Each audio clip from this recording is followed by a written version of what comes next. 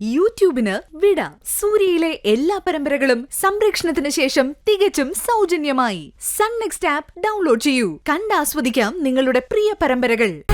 അവരവരുടേതായ രീതിയിൽ അന്വേഷിച്ചു, തെളിവുകൾ കണ്ടെത്തി. നോക്കിക്കോ, അരുണിമ ചേച്ചിയുടെ തലയിൽ ആ കുറ്റം വച്ചു കെട്ടിയത് ആരാണെന്നായിരിക്കും പോലീസ് തെളിയിക്കാൻ പോകുന്നത്.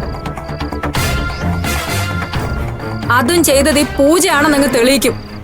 അപ്പോഴായിരിക്കും അതിന് സപ്പോർട്ട് ചെയ്ത നിങ്ങളുടെ മകൻ അർജുൻ കുടുങ്ങാൻ പോകുന്നത്. അവസാനം നിങ്ങളെ രണ്ടുപേരെയും ഈ വീട്ടിൽ നിന്ന് തുരുത്തിയിട്ടേ അവൾ അടങ്ങൂ. ഈ കുടുംബത്തിന്റെ അസ്ഥിവാരം ഇളക്കാൻ വന്നവളാ നിങ്ങളുടെ മരുമോള്, അല്ലാതെ അർജുന്റെ ഭാര്യയാവാൻ വന്നവളല്ല.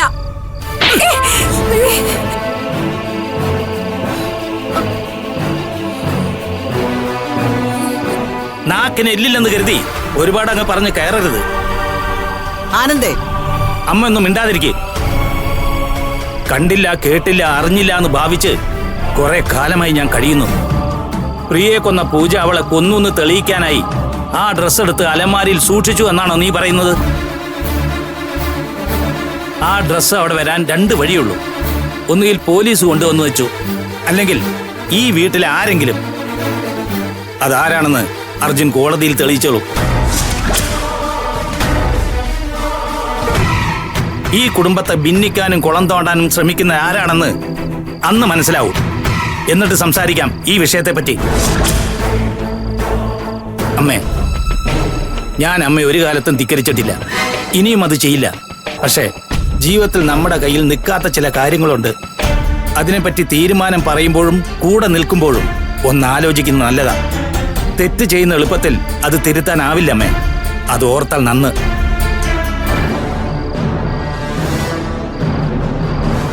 കേട്ടില്ലമ്മേ ആനന്ദേട്ടൻ പറഞ്ഞത്? ഞാൻ ഈ കുടുംബം കുളം തോണ്ടുവാണെന്ന്. എനിക്ക് ആരോട് സ്നേഹമില്ലെന്നല്ലേ അതിന്റെ അർത്ഥം? ഇവിടെ ഉണ്ടായ കാര്യങ്ങൾ മുഴുവൻ അമ്മയെ കണ്ടതല്ലേ? ഈ വീട് രണ്ടാവണം ഞാൻ മോഹിക്കും അമ്മേ. മനസ്സാവാച ഞാൻ അങ്ങനെ പറഞ്ഞിട്ടില്ല, പറയില്ല. അങ്ങനൊന്ന് ചിന്തിക്ക് പോലും ചെയ്യരുത് മാധുരി ചേച്ചി, പാപം കിട്ടും. മധു, ഈ വീട് രണ്ടാവണമെന്ന് ഞാൻ ഒരു കാലത്തും ആഗ്രഹിച്ചിട്ടില്ല. എല്ലാവരും ഒരു മനസ്സോടെ ഒന്നുപോലെ കഴിയണമെന്ന് ഞാൻ മോഹിച്ചിട്ടുള്ളൂ. പക്ഷെ പൂജ വന്ന് കയറിയത് മുതൽ നിനക്ക് അവളോടുള്ള ദേഷ്യവും വൈരാഗ്യവും ഞാൻ കാണാറുള്ളതല്ലേ? അതിനുള്ള കാരണം എനിക്കറിയാം. പക്ഷെ അത് കൂടിക്കൂടി ഇങ്ങനെ ഒരു ആരോപണം വരെ എത്തുമെന്ന് സ്വപ്നത്തിൽ പോലും ഞാൻ വിചാരിച്ചില്ല മോളെ. ഒരു കാര്യത്തിൽ എനിക്ക് വിശ്വാസ, കുറെ ആളുകൾ ചേർന്ന ആടിനെ പട്ടിയാക്കാൻ പറ്റിയെന്ന് വരും, പക്ഷെ സത്യത്തെ നുണയാക്കാൻ പറ്റില്ല. എന്റെ പൂജമോൾക്ക് സത്യമുണ്ട്. ആ സത്യത്തിൽ എനിക്ക് വിശ്വാസമാണ്.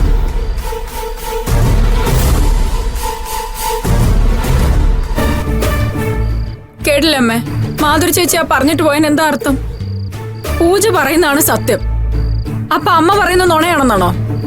അങ്ങനെ അവള് പറഞ്ഞോ? അങ്ങനെ പറയുന്നത് എന്തിനാ? നേരെ പറഞ്ഞ അമ്മയുടെ വായിലിരിക്കുന്ന കേക്കുന്നറിയാം. അതുകൊണ്ടല്ലേ എന്നെ കൊള്ളിച്ചു പറഞ്ഞത്. അല്ല മധു, ഇനിയെങ്ങാനും ആ പൂജയുടെ ഭാഗത്ത് തെറ്റില്ലെന്ന് വരുവോ? അമ്മയ്ക്ക് എന്താ വട്ടുണ്ടോ? ഇത് ഓന്തിന്റെ സ്വഭാവം കാണിക്കരുത് കേട്ടോ. അരുണിമ ചേച്ചി അങ്ങനെ ഒരു കൊലപാതകം ചെയ്യുന്നു തോന്നുന്നുണ്ടോ അമ്മയ്ക്ക്? അതില്ല. ചേച്ചിയുടെ തലയിൽ അത് കെട്ടിവെച്ചതാന്ന് അമ്മയ്ക്ക് ഉറപ്പല്ലേ? ആ, അത് ശരിയാ. പിന്നെയുള്ളത് അനുക്കുട്ടിയുടെ കാര്യം. അനുക്കുട്ടിയെ കൊലപ്പെടുത്തി എന്നുള്ള കുറ്റമാണ് ഇപ്പൊ പൂജയുടെ മേലിൽ പോലീസ് ചുമത്തിയിരിക്കുന്നത്.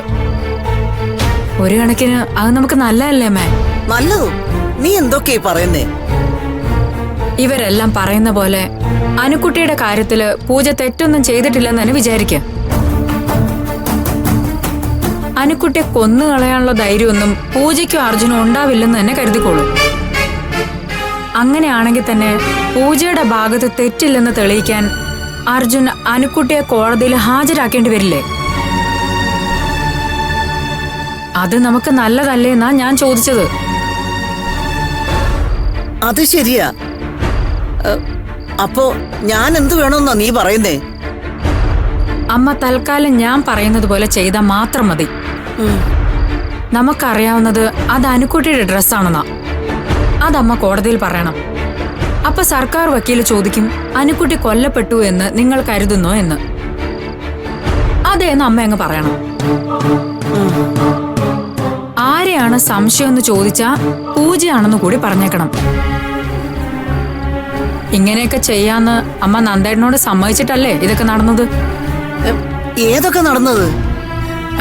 അല്ല അമ്മ, പോലീസ് ഈ തെളിവ് കണ്ടെത്തുന്നതിന് മുന്നേ തന്നെ അമ്മ നന്ദേട്ടനോട് അനുക്കുട്ടി കൊല്ലപ്പെട്ടു എന്ന് പറയാന്ന് സമ്മതിച്ചല്ലേ? പിന്നെ ഇപ്പോ അത് പറയുന്നതിന് എന്താ തടസ്സം? കാര്യത്തോടടുക്കുമ്പോ എല്ലാവരും സ്വന്തം കുടുംബത്തിന്റെ കാര്യമേ നോക്കൂ. പൂച്ചയെ പോലെ ഇരുന്ന ആനന്ദേട്ടൻ പോലും കൈ നിവർത്ത് കർണത്തടിക്കാൻ തുടങ്ങി. അമ്മ അത് കണ്ടതല്ലേ? ഇത്രയും കാലം അമ്മ കൈവെള്ളയിൽ കൊണ്ട് നടന്നല്ലേ മാധുരി ചേച്ചി? ഇപ്പൊ മകന്റെ മകളുടെ കാര്യം വന്നപ്പോ അമ്മ പുറത്തായില്ലേ?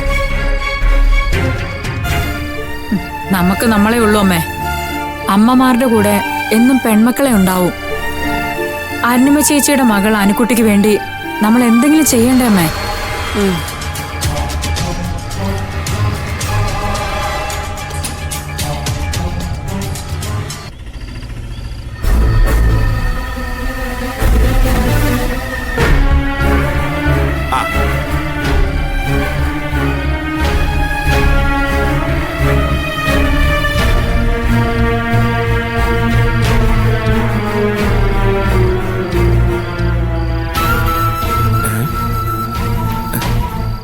ഇതെന്താ വാതിലടയ്ക്കാത്ത?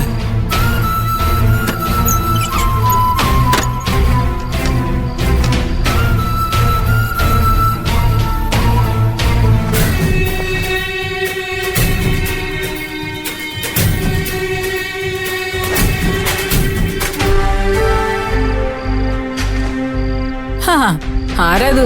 ഇന്ന് നേരത്തെ ആണല്ലോ. വാതിൽ ഞാൻ പൂട്ടിയിരുന്നില്ല, കോണിംഗ് ബെൽ അടിക്കാൻ നിക്കണ്ടെന്ന് കരുതി. കുറ്റിയിട്ടല്ലോ അല്ലേ? ഇന്നെന്താ ഈ വീട്ടിലെല്ലാരും നേരത്തെ കിടപ്പായത്? എന്തു പറ്റി? ഇതിനും കൂടുതൽ എന്താ ഇവിടെ പറ്റാനുള്ളൂ? എന്തേ, നിന്റെ അമ്മയുടെ മിണ്ടാട്ടം മുട്ടിപ്പോയോ? നിങ്ങൾക്കെന്താ അമ്മയുടെ മിണ്ടാട്ടം മുട്ടാണ്ട് ഇത്ര വിഷമം? അയ്യോ, വിഷമമൊന്നുമില്ല. സാധാരണ നിന്റെയും നിന്റെ അമ്മയുടെയും വായിലെ നാക്ക ഈ വീട്ടിലെ കുഴപ്പം മുഴുവനും ഉണ്ടാക്കുന്നേ. അതുകൊണ്ട് ചോദിച്ചതാ. ഞങ്ങൾ വായ കൊണ്ടേ പറയൂ. ഇവിടെയുള്ള മറ്റു ചിലരെ പോലെ കാണിക്കാൻ നിൽക്കില്ല. ഇവിടെയുള്ള ആരെന്ത് കാണിച്ചു? ഇതിലും മേലെ എന്താ കാണിക്കാനുള്ളത്? തെളിച്ചു പറ. കൊലപാതകം, അത് തന്നെ. കൊലപാതകോ? ആര്? കേട്ടാ നിങ്ങൾ വിശ്വസിക്കില്ല. നീ ഇങ്ങനെ ബിൽഡപ്പ് നടത്താണ്ട് കാര്യം പറ മധു. ആര് കൊന്നു? നിങ്ങളുടെയൊക്കെ പ്രിയപ്പെട്ട പൂജ തന്നെ, അല്ലാതാരാ?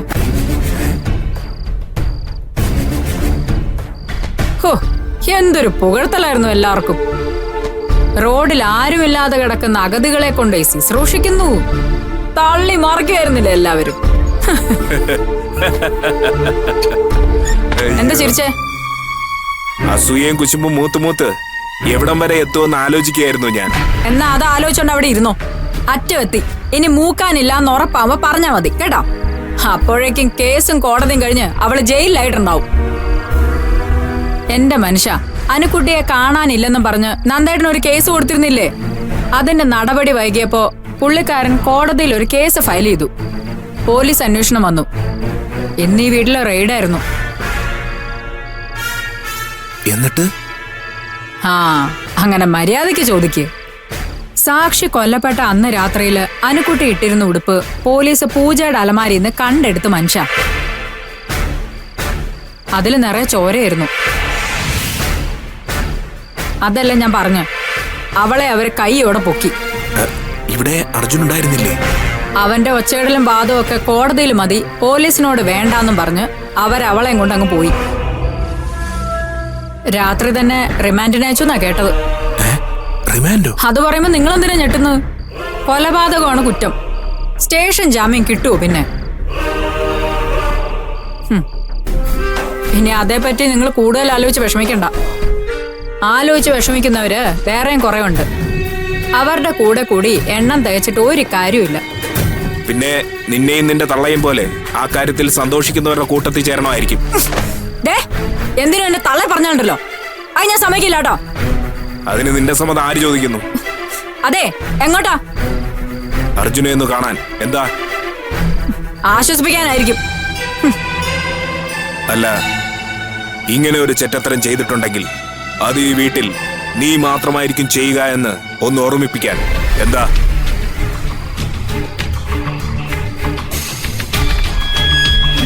നാശം പിടിച്ചവൻ എന്ത് പെട്ടെന്നാ ദൈവമേ എന്റെ മനസ്സ് വായിക്കുന്നത്.